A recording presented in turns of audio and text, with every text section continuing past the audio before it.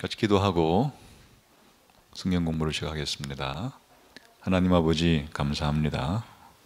오늘도 지혜와 총명을 주셔서 하나님 말씀을 잘 깨닫게 해주시고 또 우리의 마음을 감동감화시켜 주셔서 느끼고 실천에 옮길 수 있도록 해주시기를 원합니다. 예수님 이름으로 기도하옵나이다. 아멘.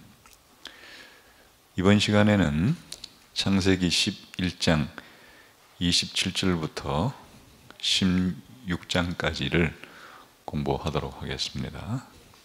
제목을 아브람과 열방이라고 붙였습니다. 열방이라는 말은 만국이란 말이죠. 아브람과 세계 만국과의 관계를 중심으로 오가를 공부하도록 하겠습니다. 우리 함께 오가가 어느 정도 창세기 내에서의 위치를 차지하고 있는가 하는 본문 위치를 같이 읽도록 하겠습니다. 시작. 우리는 창세기 4장에서 11장의 열방들을 중심으로 그 시적 관점의 그림을 보았다. 이제 12장부터는 한 인물, 즉 아브람과 그의 가족을 중심으로 미시적 관점의 이야기를 읽게 된다. 그렇다고 해서 열방이라고 하는 폭넓은 시각이 아브람의 이야기에서 전부 배제되는 것은 아니다. 오히려 하나님은 아브람의 후손을 통해 열방에 복을 주겠다고 약속하신다. 이 본문에서 하나님은 아브람 및 그의 자손들과 언약을 맺으시는데 이 언약은 아브람이 지닌 이런 자격이나 신실함에 근거하지 않는다. 단지 하나님이 뜻하시고 원하시는 언약을 신이 보증해서 주신 것이다. 내용은 창세기 전체를 분석해 보면은 1장부터 11장까지는 태고사, 만국사에 대한 이야기고 12장부터 50장까지는 족장사에 대한 이야기인데 특별히 족장의 원조가 되는 아브람과 아브람의 후손들에 관한 이야기죠. 그러니까 관점으로 보면 창세기 1장부터 11장까지는 아주 거시적이죠. 우주적이고 세계적이죠. 그러나 이제 창세기 12장부터 50장까지는 한 가족의 이야기로 줄어들죠. 그 가족은 바로 아브람 가족입니다.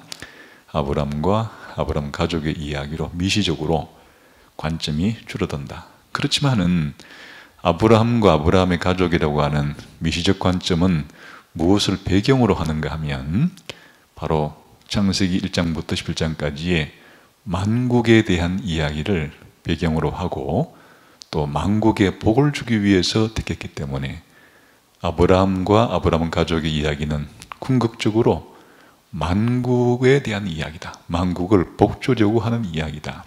이렇게 생각하시면 되겠죠.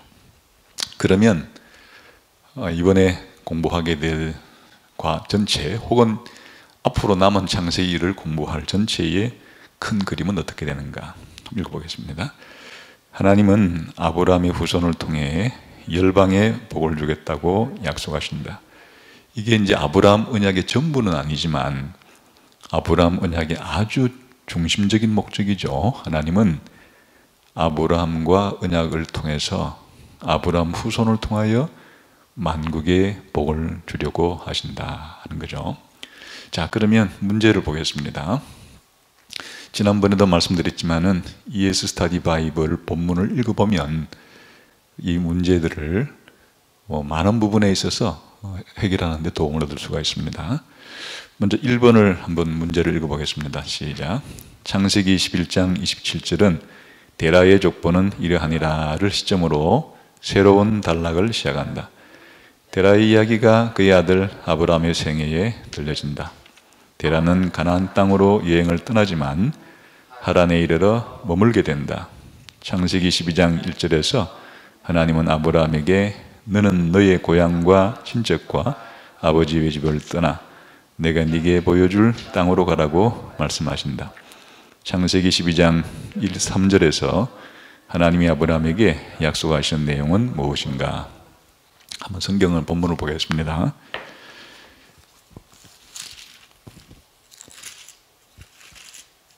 우선 11장 27절부터 오늘 공부할 본문이 시작되는 부분을 한번 보겠습니다. 27절 시작.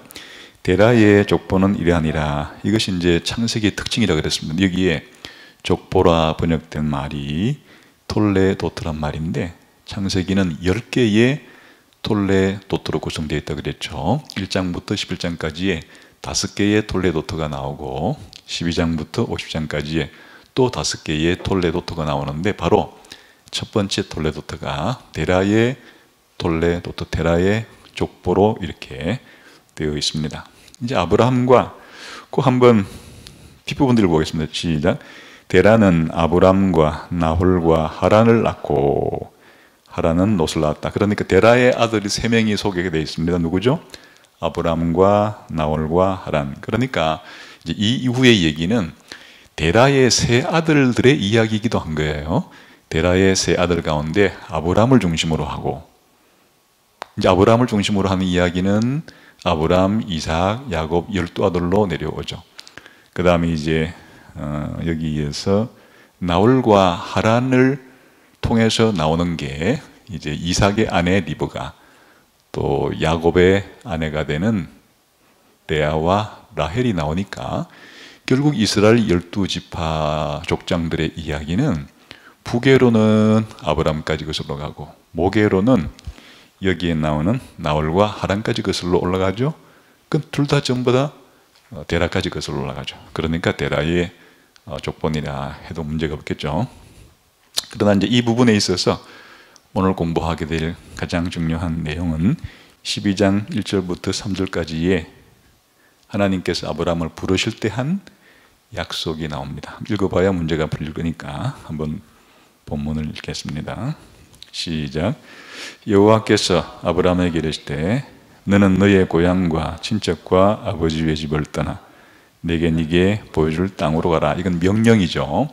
12장 1절은 명령으로 되어 있습니다. 아브라함에게 고향과 친척과 아버지 집을 떠나 어디로 가느냐? 내가 네게 보여줄 땅으로 가라. 명령입니다. 그 다음에 이제 2절 3절은 약속입니다. 시작. 내가 너로 큰 민족을 이루고 네게 복을 주어 내 이름을 창대하게 하리니 너는 복이 될지라. 너를 축복하는 자에게는 내가 복을 내리고 너를 저주하는 자에게는 내가 저주하리니 땅의 모든 족속이 너로 말미암아 복을 얻을 것이라 하신지라. 여기 이제 2절과 3절은 아브라함을 부르시면서 하나님께서 약속하신 내용입니다. 그 약속하신 내용인데 크게 2절과 3절로 둘로 나눌 수가 있습니다. 2절에서 가장 중요한 약속은 내가 너로 큰 민족을 이루게 해주겠다. 여기 이제 민족이라고 번역됐지만 더 정확한 번역은 국가라고 번역해야 합니다. 내가 너로 큰 국가를 이루게 해 주겠다 하는 게 이제 2절 약속의 핵심이고요.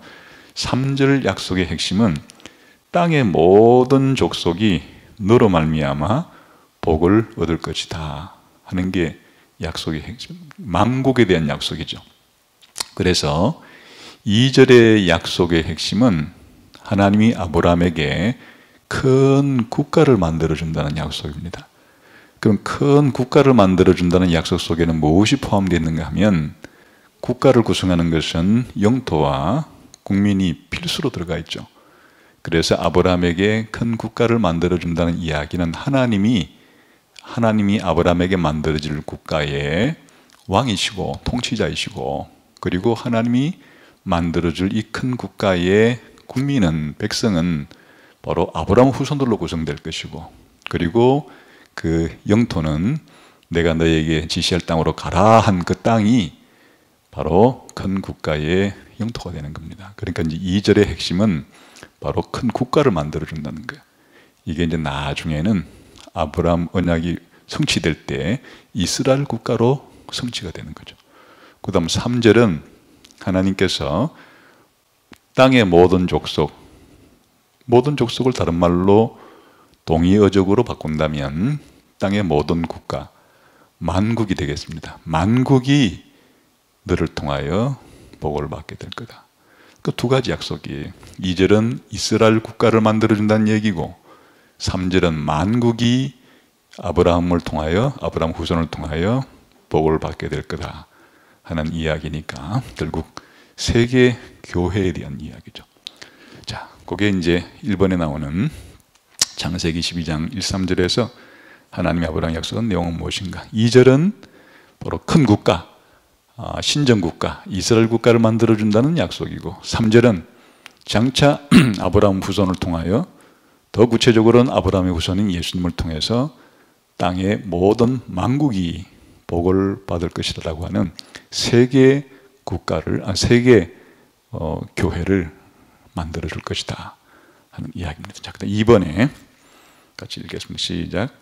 바벨탑에서 인류가 범했던 죄악이 비추어 볼 때 아브라함의 이름을 장대하게 하시겠다는 하나님의 약속은 아이러니하게 보인다.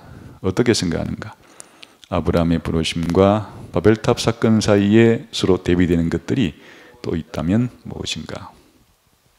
2절에 보면 하나님께서 아브라함에게 약속한 내용 가운데 하나가 큰 이름을 주겠다 했는데, 이것은 당장 무엇을 떠올리게 하는가 하면 이전에 바벨탑 사건을 떠올리게 하죠. 한번 바벨탑 사건을 돌아가서 보겠습니다.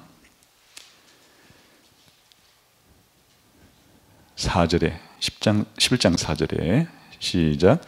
또 말하되 자 성읍과 탑을 건설하여 그 탑 꼭대기를 하늘에 닿게 하여 우리 이름을 내고 온 지면에 흩어짐을 면하자 하였더니, 바벨탑 사건의 핵심은 성과 탑을 쌓아서 이름을 내는 것, 두 번째가 흩어짐을 면하자 하는 이 두 가지가 바벨탑 사건에서 그 당시에 죄를 범했던 사람들의 죄의 특징이죠. 그런데 이것이 공교롭게도 이제 하나님이 아브라함을 부를 때 이것을 지금 배경에 두고 있는 겁니다. 그래서 바벨탑 사람들은 스스로 자기 이름을 내고자 했지만은 아브라함의 경우에는 하나님이 아브라함의 이름을 내게 해주는 거예요. 대조가 되죠. 두 번째는 바벨탑에 있는 사람들은 흩어지지 않으려고 성과 탑을 쌓았지만은 아브라함은 부르실 때 하나님이 갈대아 우르에서 하란으로, 하란에서 가나안 땅으로 이동을 시키는 거예요. 또 아브라함은 가나안 땅에 들어와서도 계속 이동을 해요. 그러니까 대조가 되죠. 또 하나는 바벨탑 사건 때문에 모든 나라가 분열되게 됐죠. 저주를 받아 하나님의 심판을 받아서 나라가 나누어지게 됐지만, 이제 아브라함 부르실 때는 아브라함 부른 목적이 뭐라고요? 아브라함을 통하여 그 흩어진 만국을 복주려고 하는. 그러니까 바벨탑 사건과 아브라함 부르심 받은 사건을 비교해 보면 아브라함을 부름받은 사건은 무엇에 대한 해결책이다? 바벨탑 사건에 대한 해결책이에요. 그러니까 바벨탑 사건에 대한 해결책만도 아니고 더 넓게 보면 창세기 3장부터 11장까지 인간이 죄를 짓고 난 이후에 벌어진 인류의 죄라고 하는, 죄가 빚어낸 심판이라고 하는 이것에 대한 해결책이 아브라함을 통한 만국의 구원이라고 하는 것으로 드러나게 된다. 그만큼 아브라함 사건은 바로 중요한 사건입니다. 세계사의 대전환이라 할 수 있겠어요. 구속사적인 관점에서 볼 때 아브라함의 부름은 세계사적인 대전환이다. 창세기 3장부터 11장까지의 아담의 죄로 인해서 또 바벨탑 사건으로 인해서 흩어진 인류를, 만국을 아브라함 한 사람과 아브라함의 후손을 통해서 그 만국을 하나님이 복주시고 구원하시려고 하는 계획을 처음으로 보여주신 것이 아브라함 부름받은 사건이다. 그런 뜻입니다. 자, 3번을 읽어보겠습니다. 3번은 이제 12장 4절부터 9절까지 아브라함의 순종 부분이에요. 시작. 아브라함은 적극적인 순종으로 그 발을 내딛는다. 75세의 나이에 아브라함은 자신의 모든 식구들을 거느리고 가나안 땅을 향해 출발한다. 창세기 12장 4절에서 9절에서 하나님은 아브라함과 맺은 약속을 어떻게 확정하시는가? 본문을 한번 보겠습니다. 4절부터 9절까지인데 중요한 9절만 보겠습니다. 아까 하나님이 이제 창세기 12장 1절부터 3절까지 하신 명령, 그 명령에 대해서 내가 너에게 보여줄 땅으로 가라 그랬죠? 어떻게 했는가? 4절, 5절 시작. 이에 아브라함이 여호와의 말씀을 따라갔고 롯도 그와 함께 갔으며 아브라함이 하란을 떠날 때 75세였더라. 아브라함이 그의 아내 사레와 조카 롯과 하란에서 모은 모든 소유와 얻은 사람들을 이끌고 가나안 땅으로 가려고 떠나서 마침내 가나안 땅에 들어갔더라. 그러니까 순종을 보여주는 거예요. 그랬을 때 하나님께서는 12장 1, 2, 3절에서 특히 2, 3절에서 약속하신 그 내용을 어떻게 확정해 주는가? 한 번 더 반복해 주는 거예요. 7절에 나옵니다. 시작. 여호와께서 아브라함에게 나타나 이르시되 내가 이 땅을 내 자손에게 주리라. 어떻게 반복했죠? 아까 12장 2절에서는 하나님이 아브라함에게 첫 번째 한 약속이 뭐였습니까? 내가 너로 큰 국가를 만들어 주겠다. 그 약속을 12장 7절에서 한 번 더 반복할 때는 그걸 풀어준 거예요. 내가 너에게 큰 국가를 만들어 주리라. 국가가 만들어지기 위해서는 뭐가 있어야 돼요? 백성이 있어야 하고 영토가 있어야 되는데 바로 12장 7절이 그 얘기예요.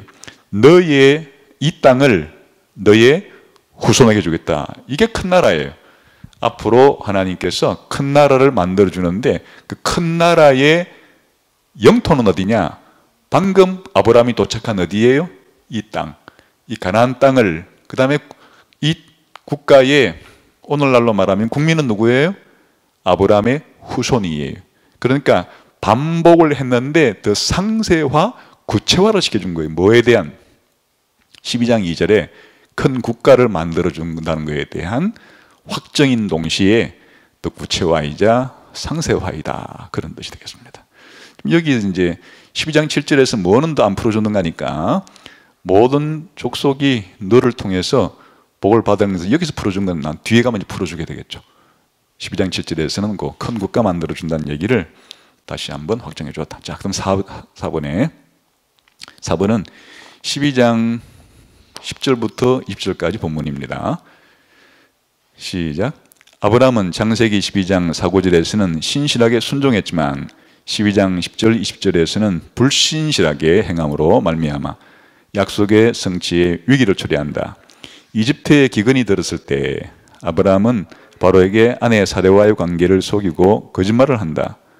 이 일은 내가 이 땅을 내 자손에게 주리라고 말씀하신 하나님의 말씀의 성취를 어떻게 방해하고 있는가? 이때 하나님은 약속하신 말씀들이 이루어질 수 있도록 하기 위해 어떻게 관여하는가? 본문은 길기 때문에 그냥 설명만 드리겠습니다. 잘 알고 있듯이 가나안 땅에 기근이 들어서 아브라함이 사레를 데리고 어디 들어갑니까? 이집트로 들어갑니다. 거기 가서 자신이 자칫하다가는 이 사레도 빼앗기고 죽을 수도 있기 때문에 자기 아내를 누이라고 거짓말을, 반쯤은 사실이고 반쯤은 거짓말, 이복 누이를 이제 아내로 맞이했으니까요. 이렇게 했습니다. 이것은 하나님의 약속에 위기를 초래했습니다. 첫 번째, 가나안 땅을 떠나서 이집트로 들어갔다는 것은 땅에 대한 약속에 위기를 초래했고, 그 다음에 자기 아내 사레를 빼앗기게 되면 무엇에 대한 위기를 초래한 겁니까? 후손을 준다는 것에 대한 위기가 초래하는 거죠. 이 두 가지의 위기를 초래한 것은 바로 아브라함의 불신실한 행동이었죠. 그런데 하나님은 이 아브라함의 불신실한 이런 태도를 전화위복을 시켜서 두 가지를 다 역전시켰습니다. 어떻게 했습니까? 다시 어떻게 했어요? 이집트를 떠나서 가나안 땅으로 들어갈 수 있도록 오히려 이집트 사람들에게 많은 부까지 얻어다가 가나안 땅으로 갈 수 있도록 해주셨고, 또 바로의 손에서 사라를 되찾게 해서 이 두 가지의 위기를 둘 다 하나님께서 극복하게 해주셨다. 요점은 비록 하나님의 약속을 받은 아브라함이 불신실한 태도를 가졌음에도 불구하고 하나님은 아브라함에게 한 약속을 신실하게 지키신다 하는 것이 잘 대조가 되죠.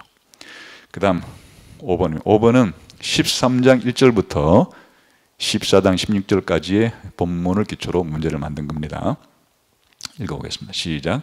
이집트에서의 유배 생활 후로 아브라함은 창세기 13장 1절에서 14장 16절에서 보듯이 조카 롯과의 관계를 통해서 자신의 믿음을 더 증명하게 된다.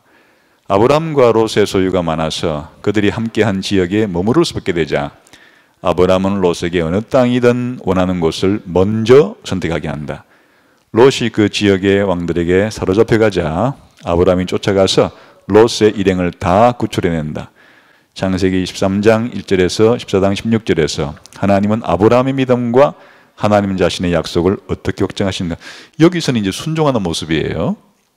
아브라함이 그 이집트에서 다시 가나안 땅으로 들어온 다음에 아브라함의 목자와 롯의 목자 사이에 양들이 너무 많아져 가지고 서로 다투었죠. 그때 아브라함은 관대하게 자기 조카 롯에게 네가 이 땅에서 먼저 좋은 것을 택하면 나는 나머지에서 살겠다 하고 관대하게 조카 롯에게 가나안 땅에 좋은 지역을 차지할 수 있도록 해준 거죠.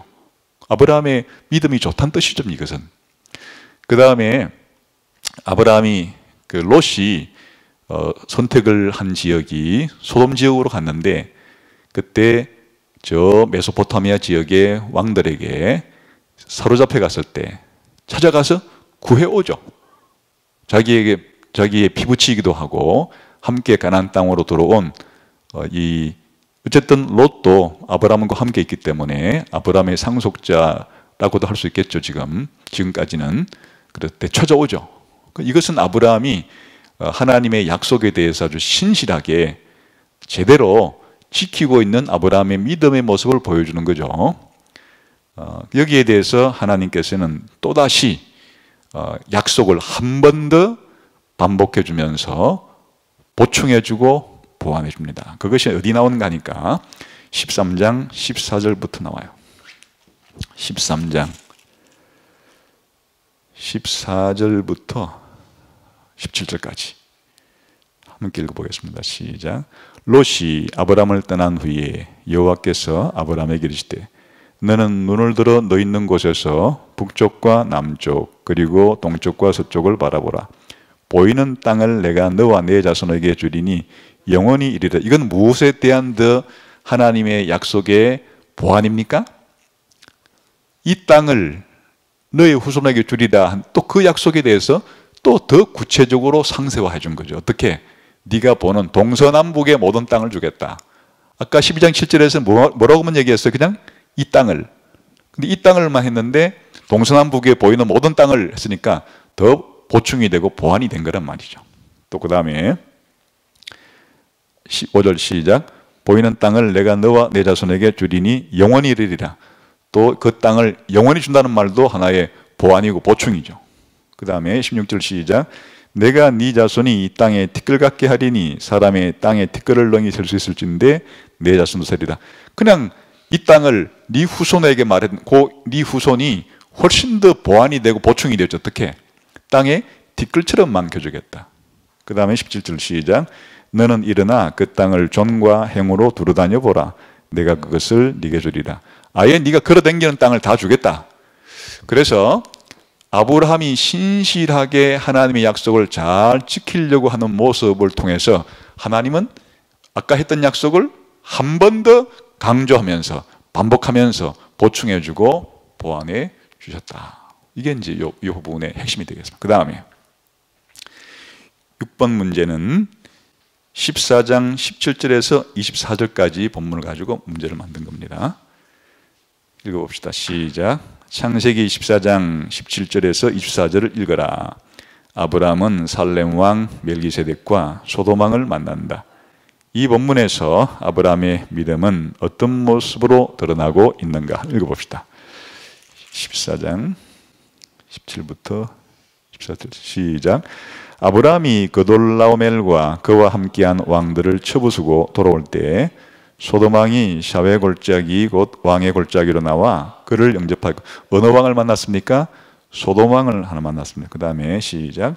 살렘 왕 멜기세덱이 떡과 포도주를 가지고 나왔으니 그는 지극히 높으신 하나님의 제사장이었더라. 그가 아브라함에게 축복하여 이르되 천지의 주제이시오 지극히 높으신 하나님이여 아브라함에게 복을 주옵소서. 너희 대적을 네 손에 붙이신 지극히 높으신 하나님을 찬송할지로다 하며 아브라함이 그 얻은 것에서 10분의 1을 멜기세덱에게 주었더라. 여기에 또 한 사람 왕을 만나는데 살렘 왕은 예루살렘 왕이죠. 예루살렘 왕이었던 멜기세덱을 만나서 멜기세덱이 지극히 높으신 하나님의 이름으로 아브라함에게 복을 빌어줍니다. 근데 복의 내용이 뭔가 하니까 누가 너로 하여금 전쟁에 승리하게 했다고요? 바로 지극히 높으신 하나님이 너의 대적을 네 손에 붙여서 네가 이기고 롯을 구출하게 해준 것이다 라고 해줬습니다. 아브라함이 깨달았어요. 자기가 승리하고 롯을 구출하게 한 게 누가 행하게 해주신 일이라고요? 지극히 높으신 하나님이 해줬다는 사실을 인정하고 그래서 멜기세덱에게 뭘 바칩니까? 11조를 바칩니다. 이 행위는 바로 아브라함이 누굴 인정했다는 거예요?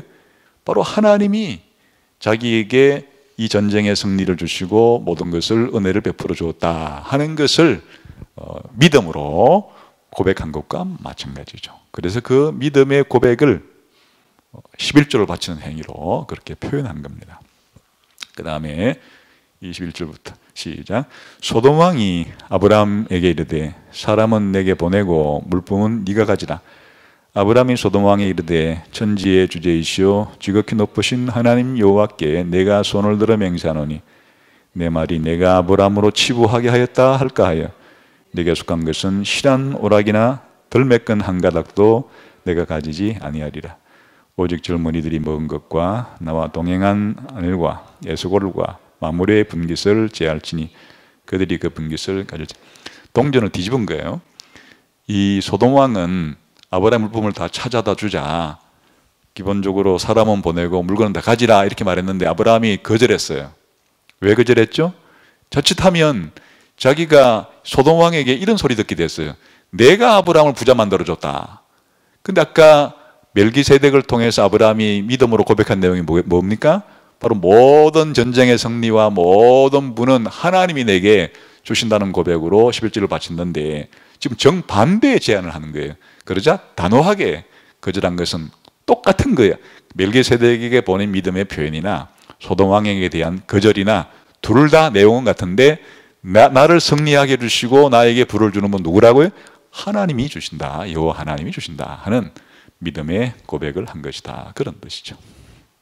그러니까 13장과 14장은 아브라함의 뭐가 잘 드러나고 있어요? 믿음. 아브라함의 믿음이 잘 드러나고 있죠. 아까 반대예요. 아까 12장 10절부터 10절까지에서는 뭐가 잘 드러났어요? 오히려 아브라함의 부분적인 불신이 드러났다면 이제 그 아브라함이 또 여기서는 그 아브라함의 믿음의 오르막과 내리막 여기서는 아브라함 믿음이 대단히 성장한 모습을 보여주고 있죠. 그 다음에 7번은 15장 1절부터 그 6절까지를 중심으로 주로 문제를 만드는 겁니다. 문제 한번 읽어봅시다. 시작. 아브라함이 여호와를 믿으니 여호와께서 이를 그의 의로 여기시고 라는 창세기 15장 6절은 아브라함 이야기 중에서 가장 잘 알려진 말씀 중 하나다. 왜 가장 잘 알려졌다 그럽니까? 이게 이제 신약 성경에서 이신 칭의의 모델로 소개가 되는 거예요. 그래서 신약 사도 바울이 쓴 서신 가운데 구원론에 있어서 가장 중요한 특징이 이신칭의 구원론이죠. 믿음으로 의롭다함을 받는다 하는 것인데 그 최초의 모델이 바로 여기 창세기 15장 6절에 아브라함이 하나님을 믿으니 하나님이 이를 그의 의로 여기셨다. 여기서 출발했거든요. 이게 유명한 구절이죠. 그 다음에 예수님 시대의 유대인들은 아브라함이 이삭을 제물로 바친 행위를 그의 신앙의 최고조로 취하며称颂했지만 신약 성경은 하나님의 약속에 대한 아브라함의 믿음에 초점을 두고 있다. 그러나 아이러니하게도 창세기 15장 6절 이전의 문맥은 아브라함의 불신앙적인 모습 가운데 주어지는 하나님의 약속에 더 초점이 맞춰져 있다. 창세기 15장 1절에서 5절에서 아브라함의 불신앙적인 모습은 어떻게 드러나는가? 본문을 읽어봅시다. 15장 1절부터 5절 시작. 이후에 여호와의 말씀이 환상 중에 아브라함에게 임하여 이르시되 아브라함아 두려워 말라. 나는 내 방패요 너의 지극히 큰 상급이니라. 아브라함이 이르되 주 여호와여 무엇을 내게 주시려 하나이까? 나는 자식이 없사오니 나의 상속자는 다메섹의 사람 엘리에셀이니이다. 아브라함이 또 이르되 주께서 내게 씨를 주지 아니하셨으니 내 집에서 길린 자가 내 상속자가 될 것이니이다. 여호와의 말씀이 그에게 임하여 이르시되 그 사람이 네 상속자가 아니라 네 몸에서 날 자가 네 상속자가 되리라 하시고 그를 이끌고 밖으로 나가 이르시되 하늘을 우러러 무뼈를 셀 수 있나 보라. 또 그에게 이르시되 내 자손이 이와 같으니라. 그러니까 그 배경에서는 뭐가 나옵니까? 하나님께서 방금 전쟁에서 승리하고 돌아온 그 아브라함에게 뭐라고 말씀하시는가 하면 내가 너의 방패고 네 상급이다. 뭘 문맥으로 하고 있습니까? 방금 소돔과 또 이 살렘 왕들과의 만남 속에서 하는 이야기예요. 이제 하나님께서 방패라고 해준 이유는 아브라함이 잠시 승리를 했지만은 또다시 그 대국이 전열을 가다듬고 아브라함에게 쳐들어온다 그러면 어떻게 되겠어요? 하나님이 방패가 되어준다 그랬고 또 멜기세덱과 소돔왕의 관계 속에서 아브라함이 뭘 거절했어요? 소돔왕이 주는 재물을 거절했어요? 그러니까 하나님 내가 너의 상급이다 이렇게 해주신 거예요. 그러면 이제 아브라함 믿음이 상당히 상승 곡선을 탔단 말이에요. 상승 무도를 탔기 때문에 그걸 믿으면 되는 건데 아브라함이 이때 슬쩍 불신앙을 표현하게 되는 거죠. 하나님 좋습니다. 그런데 하나님 준다고 한 자식은 도대체 제가 기대할 수가 없기 때문에 그냥 내가 양자로 삼은 내 종을 양자로 삼은 엘리에셀 가지고 그냥 상속자 만들고 말겠습니다. 이건 하나님이 아브라함에게 한 지금까지 자손에 대한 약속에 대한 불신앙적인 태도예요. 그래 하나님께서 교정시켜 주지 아니다. 너의 종을 양자로 삼은 이 엘리에셀을 통해 내가 너의 후손 만들어준다는 얘기가 아니고 뭐라는 거예요? 직접 네가 낳은 자식을 통해서 상속자를 만들어준다. 이렇게 하면서 이제 하늘의 별을 가지고 사례를 들어준 거란 말이죠. 그러니까 이때의 아브라함이 하나님께 믿음을 잘 표현해서가 아니라 오히려 후손에 대한 약속에 불신앙적인 태도를 보였을 때 하나님께 다시 한번 그렇게 이제 구체적으로 너의 몸을 통해서 후손을 만들어주겠다 하는 약속을 한 결과 아브라함이 이를 믿었다 한 거니까 그 배경 속에는 아브라함이 후손에 대한 약속을 잠시 불신앙적인 태도를 취했다 하는 것이 들어있다 그런 말이죠.